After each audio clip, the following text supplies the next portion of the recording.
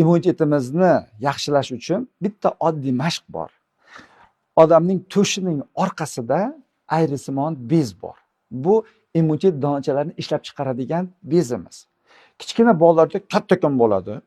Odam kattaygan sari u ham kichrayib ketaveradi-da, katta odamlarda kichkina bo'ladi va uxlab qolgan bo'ladi.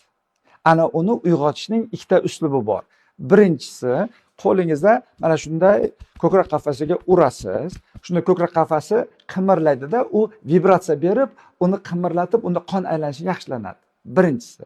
Ikkinchisi, qo'lingizni bunday qo'yingda, past ovozda deng, ko'krak qafasi qimirlaydi.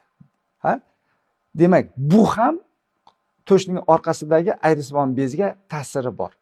Shuning uchun bir vaqtning o'zida ham urib, ham past ovoz chiqarsangiz, deb, mana buniga ta'siri juda ham kuchayadi. Nima uchun? Junglida maymunlar deyishadi. To'g'rimi yo'qmi? Immunitetni zo'r qilish uchun. Bizlarning maymundan qayerimiz kam?